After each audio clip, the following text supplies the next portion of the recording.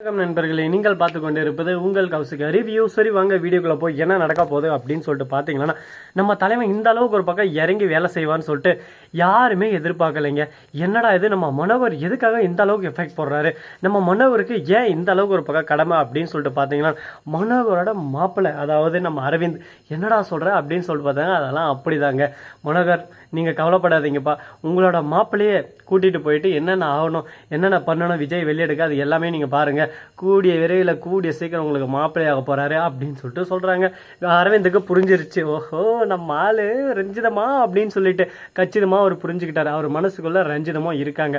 ரஞ்சிதத்துக்கும் கொஞ்சம் அரவிந்த் மேலே ஒன் சைடாக கிரஷ் இருக்குது. ஆனால் அதை வெளிப்படையாக காட்டிக்க முடியல. ஏன்னா அந்த ராஜேஸ்வரி இருக்கல்ல கேடு கெட்டவன், அவள் ஒரு பக்கம் எப்போ பார்த்தாலும் இதான ஒன்று சொல்லினே இருப்பாள். அவள் முன்னாடி கொஞ்சம் பந்தாவாக இருக்கனால இப்போ எனக்கு அரவிந்தை பிடிச்சிருக்குன்னு சொன்னால், அப்போ இத்தனை வருஷமா விஜய் மாமான்னு சுற்றினேன் அதெல்லாம் பொய்யா அப்படின்னு சொல்லிட்டு ஒரு கேள்வி கேட்டுருவாங்க. அந்த கேள்வி கேட்டதுமே என்னடா இத்தனை நாள் நம்ம கஷ்டப்பட்டதால வேஸ்ட்டாக போயிருமே அப்படின்னு சொல்லிட்டு மனசுக்குள்ளே ஒரு எண்ணம். அப்படியெல்லாம் ஒன்றும் இல்லைங்க.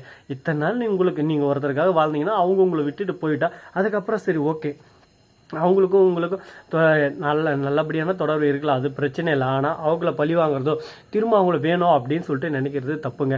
அவங்களுக்கு பிடிச்ச வாழ்க்கையை அவங்க தேர்ந்தெடுத்துன்னு போயிட்டாங்க. உங்களுக்கு பிடிச்ச வாழ்க்கையை நீங்கள் தேர்ந்தெடுத்து அடுத்த ஸ்டெப்பில் நீங்கள் போகணும். அது போல தான் நம்ம விஜய் இருக்கார்ல, அவரும் அவரோட வாழ்க்கையில் முன்னேறத்துக்கான ஒரு பாதையாக தேடின்னு இருக்காரு, தேடிட்டும் போயிட்டு இருக்காரு. இதுக்கு மேலே அவரை பிடிக்கிறதுக்கு யாராலையும் முடியாதுங்க. வெற்றி கொடிக்கட்டு மலைகளை முட்டும் முட்டு அப்படின்னு சொல்லிட்டு ஒரு பாட்டை போட்டுடுவோம். சரி, இந்த மாதிரியெல்லாம் ஒரு பக்கம் பாட்டெல்லாம் கேட்டதும் ஒரு பக்கம் பூஸ் பம்ஸாக இருக்குது நம்ம மனோவர் போய் என்ன பண்ணுறாரு அப்படின்னு சொல்லிட்டு பார்த்தீங்கன்னா, அப்படியே சும்மா வாயிலே சும்மா வடை சுடுவாருன்னு சொல்லிட்டு பார்த்தீங்கன்னா வடை சுடலைங்க.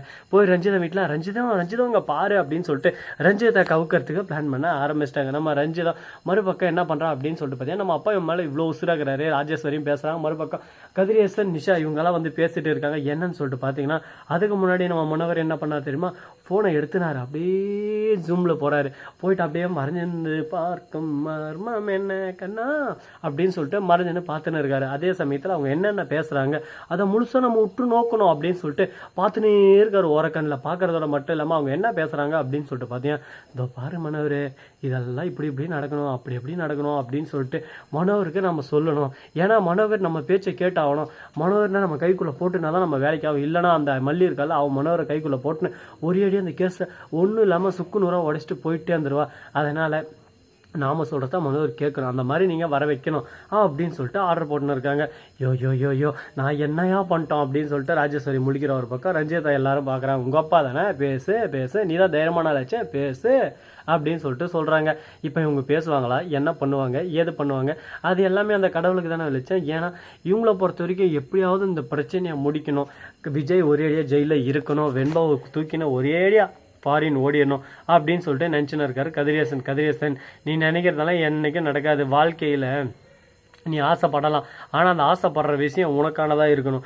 அதை விட்டு அடுத்தவங்க பொருளுக்கு ஆசைப்பட்டேன்னா ஒன்றுமே நடக்காது. உன் மக தற்செயலாக இறந்துட்டா, உன் பேத்தி உனக்கு வேணும்னு சொல்லிட்டு நீ கொஞ்சம் அது தப்பு இல்லை. ஆனால் உன் பேத்தி ஒரேடியாக வேணும், அவங்க அப்பாக்கிட்டே இருக்கக்கூடாது, அவங்க அப்பா செத்த கடை பிரச்சனை இல்லை அப்படின்னு சொல்லிட்டு கேடுகட்ட எண்ணத்தோடு நினைக்கிற பார்த்தியா. அதனால தான் உன் நிலமை இப்படி இருக்குது, அவங்க நிலமை அப்படி இருக்குது.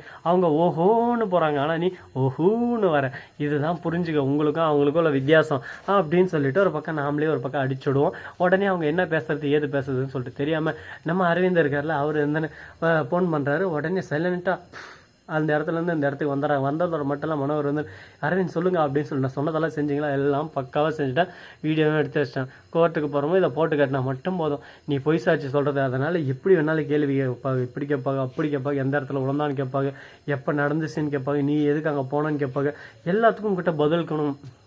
இறஞ்சிடும் கொஞ்சம் நீ ஸ்டிப்பு அப்படியே சும்மா கால் ஸ்லிப் ஆகிற மாதிரி இருந்துச்சுன்னா அடுத்த செகண்டே உன்னை நோண்டி நொங்க எடுத்து அந்த கேஸை அசால்ட்டாக முடிச்சுட்டு போயிடுவா அந்த தேவசேனா. அதனால் அவகிட்ட கொஞ்சம் உஷாராகணும். எந்த விஷயம் வந்தாலும் சரி, நாம் ஒரு விஷயத்தில் இறங்கி அடிக்க ஆரம்பித்தோம்னா நாமளே அந்த இடத்த பயப்படணும். ஐயோ என்ன இவங்கெல்லாம் வந்தால் கூட பரவாயில்ல, நாம் அடிச்சு தூள் கலப்போம் அப்படின்னு சொல்லிட்டு ஒரு தென்னாவட்டில் ஒரு திமிரு இருக்கணும். இதெல்லாம் இல்லாமல் இருந்துச்சுன்னா வாய்ப்பில்லை ராசா, வாய்ப்பில்லை அப்படின்ற மாதிரி தான் நடக்கும். பார்த்துக்கலாம். எவ்வளவோ பிரச்சனையை பார்த்தாச்சு வாழ்க்கையில், இதெல்லாம் ஒரு பிரச்சனையாடா, எல்லாத்தையும் நாம தாண்டா ஒரு பக்கம் சகிச்சுக்கிட்டு வாழ்க்கையை ஏற்றுக்கிட்டு போகணும். அதை விட்டுட்டு ஐயையோ அவன் அப்படி பண்ணுறான், ஐயோ இவன் இப்படி பண்ணுறான், நாம பயந்துன்னு கட்டினா ஒன்றும் நடக்க போகிறதில்ல. வாழ்க்கைன்றது வாழ்கிறதுக்கு தாங்க. அதனால் யாரும் எதுக்காக பயப்படாமல் உங்களால் முடிஞ்ச வரைக்கும் நல்லதை செய்யுங்க, நல்லதை மட்டும் செய்யுங்க. அப்போ உங்கள் வாழ்க்கை எங்கேயோ உங்களை கூட்டிகிட்டு போய்விடும். சரி, இந்த மாதிரியெல்லாம் ஒரு பக்கம் போயிட்டு இருந்தாலும் அதே சமயத்தில் நம்ம வெண்பா குட்டி இருக்காங்கள்ல, அவங்க இருந்துன்னு ரொம்ப பாசத்தை கொட்டின்னு இருக்காங்க. எப்படியாவது நம்ம அப்பாவை மீட் பண்ணணும், அப்பா கூட போய் பேசணும், நம்ம அப்பா தான் நம்ம உலகம், அப்படி இப்படின்னு சொல்லிட்டு கனவாக வளர்த்துட்டு இருக்காங்க. ஆனால் அவங்க அப்பா வெளியே வருவாரா வரமாட்டாரா யாருக்கு தெரியும். ஸோ நண்பர்களே, இந்த வீடியோ பிடிச்சிருந்தா லைக் பண்ணுங்கள், கமெண்ட் பண்ணுங்கள், ஷேர் பண்ணுங்கள், டிண்டிங் பெல்லை தட்டி விட்டு போங்க. அப்போ தான் நாம் போகிற அடுத்தடுத்த வீடியோ உடனுக்குடன் வரும். மிக்க நன்றி. தேங்க்ஸ் ஃபார் வாட்சிங். டாடா, சியோ. நன்றி, வணக்கம், வந்தனம், வருக, தருக.